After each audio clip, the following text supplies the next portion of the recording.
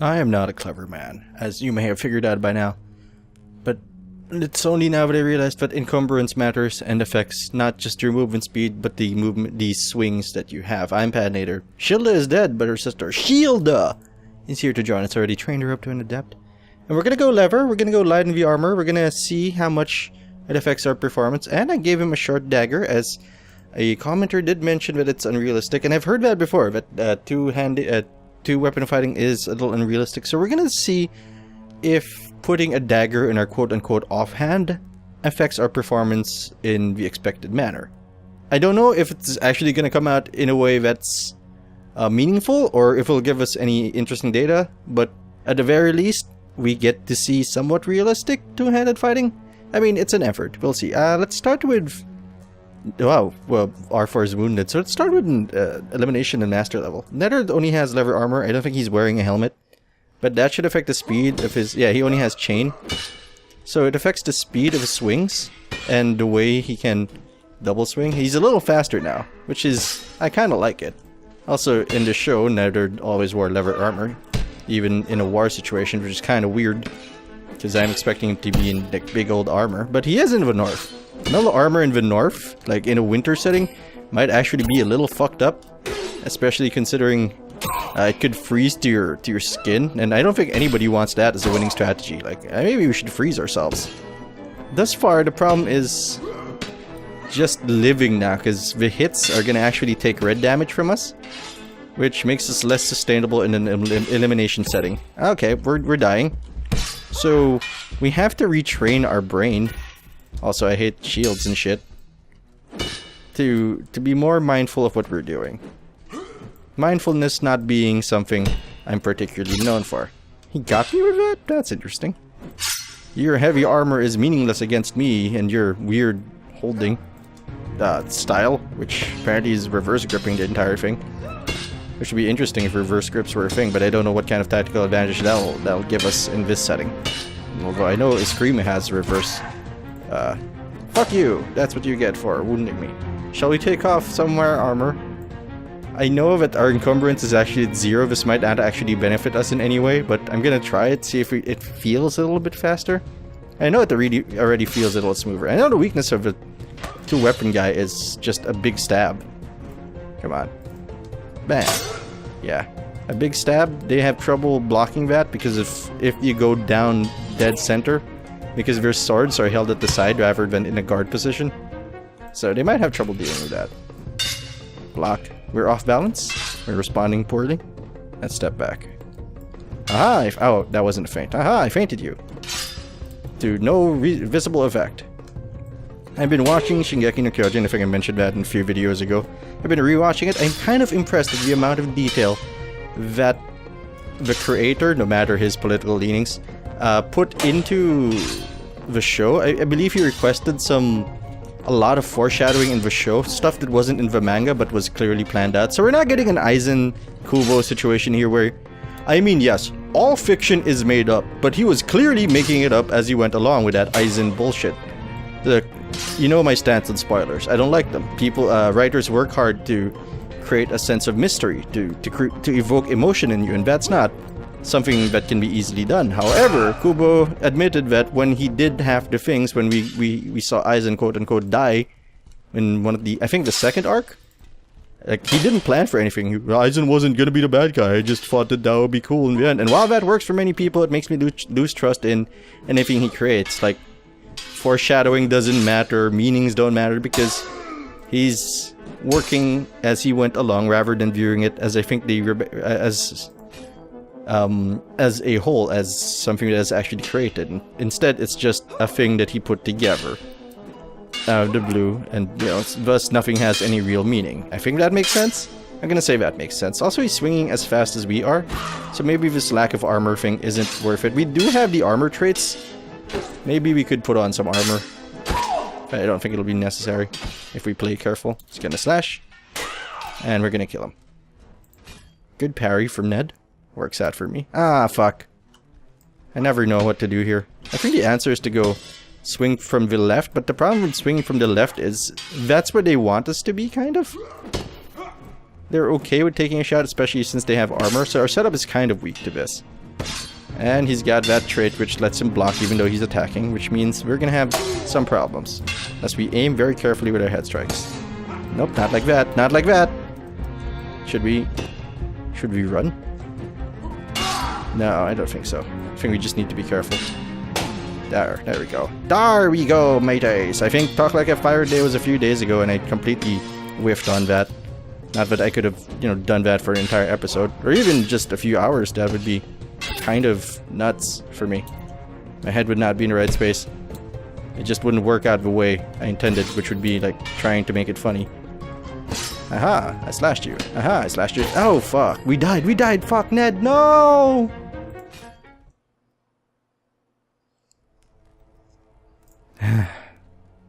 We tried. So, that test didn't work out as well as I hoped. And that is a poor start for us. Let's go with Shielda. Let's try to practice our shield styles. We're going with light armor here, which means we're in a lot of danger. Should have run, I think, but that was an honorable death for Ned. Let's try not to move so much. Yeah, let's just... Sorry, Ned. Looks like you're dead again, but the good news is we get to level up another guy. Bye. That's so much simpler. I don't know why I flipped out there. I know I can handle that with Ned, and we could have handled it if we had. I didn't expect our sword to get jammed up in the shield. That's actually what stunned me. I hit the shield, and then I stopped moving. Which is where everything fell apart. Let's see if we can get Hilda killed. No. Haha, fuck your leg. Well, there's no shield, so we might be in a good spot. Whoa, we should be able to swing while we're defending. That's weird. Yeah, fuck your leg. Oh, fuck my head. Yeah, fuck you too. There you go. So she can fight up really well. Like, I gotta say, it's a pleasure. Anyway, I was talking about Shingeki no Kyojin. I kind of... sure. Yeah, I think we have a shield and a dagger here, so that's gonna be interesting. Wow, everybody's got a shield. Holy shit. This is annoying. Like, yeah, I'm gonna join this and just balance out the numbers. Get stabbed. That's my only move. I mean, I like the dagger, I love the balance, I love the speed, and I love the look of a buckler and dagger. But, I mean, it's not really my... it's made to duel, not to, you know, swing wildly at people, I think. Which, I guess you should never do. But yeah, I've been watching Shingeki no Kyojin and still, I mean, there are some parts of it which, at a glance, don't make a lot of sense. But they will later. There's a lot of foreshadowing I didn't expect. Although he could be just making that up. Just like Kubo was. But it's in a way that I understand. It's in a way that I appreciate. It's a way that entertains me. Which is why I don't judge people for liking Bleach. If it entertains you, fine. It's just not, you know, the kind of thing I enjoyed. I was just hoping for more titties, that's all. But... And... I mean, it kind of loses its mind at around the chapter 50, which I think the next series is going to cover, the next season, which is coming out in 2017. It's going to cover, so that's interesting. I don't know if it's going to maintain, because it feels like at that point it stops being the show that it promised to be, which can be a problem for many people. It's like the social contract was kind of broken. That's the contract in many stories is, you know, the first few pages, the first few chapters are supposed to set up the rest, not just the rest of the world, not just the context in which the protagonist and the antagonist are fighting, nor the crucible that's supposed to, you know, keep them in contention with each other, but it's also supposed to establish what you're going to expect from the show. Now, many stories have worked around that, have made that, whatchamacallit, have played with that idea. Man, I think we should have gone with an armored two-hander. One, we had the armor traits. Two, I think it really is just, that's how it's designed, that's how they sustain their attack, by letting them tank the hits and slamming into people with their swords. So that might have been bad. While a two-hander, as well, while a sword and shield, a sword and board, or a two-weapon specialist can defend with either hand. Sorry, I hit the pop filter there. But anyway, as I was saying, it can feel like it's going to break its contract with the reader at around chapter 50, which can send people off the deep end. But things do progress, characters do change, which is more than I can say for a lot of things. Can you really say that Ichigo is different towards the end? I think he just has more powers. In fairness, a lot of other people changed, kind of. I mean, Genpachi certainly changed. He uses 2 hands now instead of 1 hand. And I think he's dead or something, I don't know. And there are a bunch of mysteries that are still unsolved. I think Bleach is over. I want to say Bleach is over. I watched one of my friends suffer through it. With him just posting and like, oh my god, don't read it, it's bullshit. But I get it, you're stuck on it. Like, no offense guys, but the same way I'm stuck on the Game of Thrones TV show, the HBO show. I mean, it's entertaining, but I can't call it good. It's actually quite frustrating at times. Jesus, I mean, justice for Martells, my man. Oh, my boyfriend was killed, or my paramour was killed. Thus, I will kill his brother for justice. Well, it's more than what the Martells are kind of doing in the book. I mean, as silly as that is, it's basically, in the book, Duran is basically just sit tight, I'm sure this is all according to plan. How can you say that? Because that's how plans work, Ariane, a character that is not in the TV show, and may never be, and should have been cast by, you know, I don't know, Christina Hendricks or something, because, Christina Hendricks with a tan rather, because, or whoever, I know I thought of good casting for that at some point, but, because G.R.R. I think she was one of the 2 or 3 characters where G.R.R. Martin made a special effort to describe how curvy and bountiful their bosoms were. Or I think they also described her nipples there. Go, you old pervert, you. I can't blame you, I'm a fan of Piers Anthony, and he's a huge pervert too. I think the other one was that lady that was beyond the wall that was so pretty she was supposed to unite the Wildlings and the Night's Watch, but that didn't happen for drama, I guess. There's Brightwing. I'm gonna have to move my phone while swinging wildly at people. There we go, we're good, we're fine. Hey you were hitting me while I was minding my phone. You're kind of an asshole. And there's a lot of shows that can make the contracting work. The most recent one I've watched that really changed the contract was Zoo. You think it's a nature rebelling against thing? Not really. And Samurai Flamenco, which changes genres, I think at least thrice. I mean, my god, that's I can't call it a good show because I don't know whether it's a good show or a bad show. So let me know what you think if you watched it. And if you haven't watched it, find a way to watch it. It is worthy of discussion, that thing. I mean, the studio that made it, Manglobe, I think? The Mango Globe. Same people who made Samurai Champloo, or at least produced Samurai Champloo. I don't know what the word produce actually means, but they were involved in it. I think the studio that made the animations and shit is gone now because, understandably, reception of it. Yeah, that's it. I feel like it did it well, the shift in genre and shift in contract, but a lot of people didn't think so. What they were expecting to be a slice of life superhero anime, which is, I guess the best way to describe that shit would be, it's not really what they got later on. It's not even what it goes back to slice of life by the end, but in a much darker tone, which I totally appreciate because one of the last villains is very personal, and I actually found that guy frightening because that's the sort of thing that I feel could happen on a hero level that could happen to the average person. So that's kind of nuts. It's worth a watch. I don't know if you'll enjoy it as much as I did, but I recommend that you at least try it. Novice elimination. I don't know what shield it has on novice. And we're training. Oh, an axe. We have an axe and we have, I think, a mace at novice at adept level. Well, you don't have a shield, so prepare to be fucked with an axe. Na na na na na na na na. Something graying tower. I have an axe for your knee. You're gonna wish I shot you with an arrow. You see, I don't have a bow, but I do have an axe. You're gonna suffer my pleasure, my pain. Squish face. I'm not good at songs. Okay. He got donked. Ouch. The shield thing is weird because it kind of demands aggression. It's so good. It combines offense with defense. It's not just a defensive option. In fact, because of our traits, we can, while we're attacking, we're still blocking. As we are, when we block, we can continue our attack. We can withstand a lot of attacks. It's kind of really strong. Let's take a look at the skills after we fuck this guy up, and we certainly will because he's using one-hander without support, which is kind of a waste of his other hand. He leaves one side of his body really open. Head slash. Well, unfortunate. Come on. Man, I can't get that axe part to hit consistently.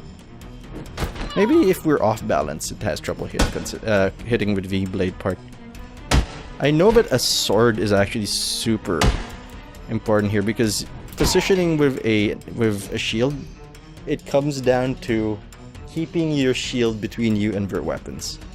I can't look at my skills. That's kind of horseshit, but I can look at that. Yeah, skills is K, but I can't look at it for some reason. Oh well, we'll look at it later then. Aha! Fuck you. Fuck your pitchfork. Hey, my face! Yeah, now I'm gonna practice playing with the shield and the sword and board. Okay, so that's how you beat it. Just stay outside my range and counter. Which is kind of horseshitty. Because what if both of you are just waiting for an opening? How do you create an opening then? Well, we're not gonna die here, but we are gonna get hurt. Do not accept defeat. Do not accept surrender. A hero does not accept evil. According to Flamenco. Flamenco. No, don't kill me. Block. Slash. Slash again. There we go. He was never going to get out of our range there, which is why I decided to go in the offensive. Yeah, I don't know why also our swings tend to swing low. Sweet Chariot coming forward to carry me home. When we have an axe, they tend to go for the leg. Or when we have a shield. Yeah, see? There's that weird golf swing. I think she's intentionally aiming for that. But that's not what I want you to aim at. Or her aim is a lot better because it's a one-hander. That actually could be a thing. I'll admit that the mechanics of Exanima kind of elude me at times. What I seem to understand sometimes isn't always, you know, how it works. I could have dragged you down if I held the button down. Sure. That would not have hurt. Oh, my leg. We could die here as well. Fuck your leg. Don't hit me again, fuck. Oh, not a good start. Not a good start. Let's have our two-weapon guy deal with it. I gave him 2 daggers for the lower levels, but we'll go with a challenger to make some money. What, am I nervous? Maybe I am. Keep in mind that there's no dagger that is higher than aspirant level. So we could be in trouble here. Maybe. Well, now I immediately understand the problem. One, all our characters appear to be ambidextrous, which is, you know, a little unrealistic. There's generally going to be a weak side, but I guess for the sake of, you know, competition and viability, that's what they have to do. Everybody's on some level ambidextrous, so at least trained enough for that not to matter. I'm trying to hug him down, see what happens, just nudge him down. Because I once stood in a downed CPU and it just kind of pummeled him to pieces, but I guess that didn't happen today. I wasn't there quickly enough. So far, I know there's a few shots we would have gotten if we had a longsword. So right now, two-handed with the longsword is better, or rather is functional, as opposed to the non-functionality of the dagger. Oops, there's a dagger hit. There's a sword hit. Stab hit. Nope. Okay. Oh, the dagger worked out. Interesting. Well, a little interesting at any rate. Let's exit. Episode might be a little short, considering I have some stuff to do today, so I apologize for that. I'll make up for it in a future episode. Just like the Friday episode, which I went for a double. But actually, you're gonna have to give me a second. I need to check on what up with that dog. Okay, we're back. Someone just came home and the dogs were just a little excited. Which also means that it's gonna get loud, which means we're probably gonna end the video real soon. It's gonna be a short one. I apologize. I'll make up for it in the future. But for that, I think the testing is worth it. Get jocked. What I also would like is a way to stab with our offhand, I think, or a less flat position. Because right now our stance is very, very flat, very boxy, very stand up instead of leading with like a blocking hand or something, or consistently defending. But I guess that's the price of having a physics-based action game. My back, you dirty son of a bitch. Yeah, I said that it was going to be your last, but I'm kind of an Exanima addict.